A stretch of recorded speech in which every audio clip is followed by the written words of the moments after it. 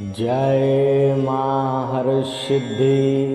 अनादिं शूरादिं मखादिं भवादिं स्वरूपं त्वदीयं न विन्दन्ति देवा स्वरूपं त्वदीयं न विन्दन्ति देवा जगन्मोहिनीयं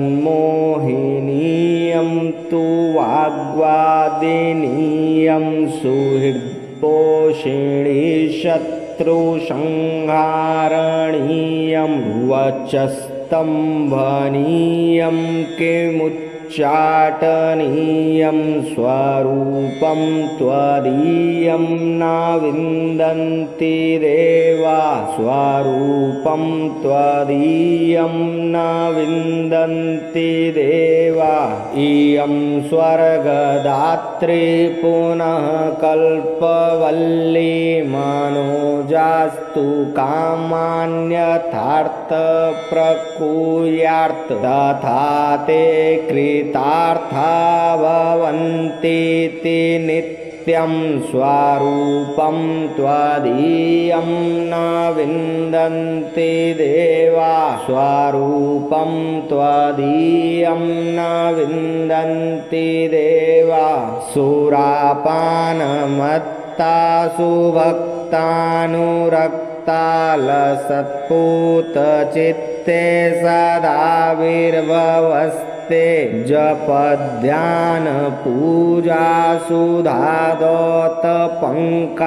स्वरूपं त्वदीयं न विन्दन्ति देवा स्वरूपं त्वदीयं न विन्दन्ति देवा चिदानन्दकन्द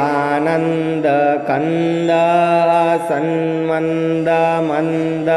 शरच्चन्द्रकोटिप्रभापुञ्जबिम्बं मुनीनां कवीनां हृदि गोतयन्तं स्वरूपं त्वदीयं न विन्दन्ति देवा स्वरूपं त्वदीयं न विन्दन्ति देवा महामेघकालीसुरक्तापि शुभ्रा कदाचिद्विचित्राकृतियोर्गमाया न बाला न वृद्धा न कामातुरापि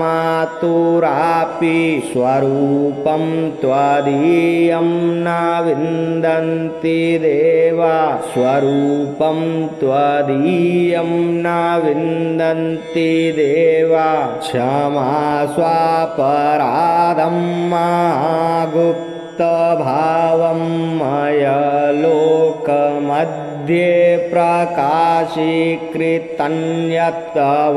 ध्यानपूतेन चापल्यभावात् स्वरूपं त्वदीयं न विन्दन्ति देवा स्वरूपं त्वदीयं न विन्दन्ति देवा यदि ध्यानयुक्तं पठेज्ञो मनुष्य तदा सर्वलोके विशालो भवेच्च ग्रहे चाटसिद्धिमूर्ते चापि मुक्ति स्वरूपं त्वदीयं न विन्दन्ति देवा स्वरूपं त्वदीयं न विन्दन्ति देवा स्वरूपं त्वदीयं न विन्दन्ति देवा इति श्री महाकाली स्तोत्रं सम्पूर्णः।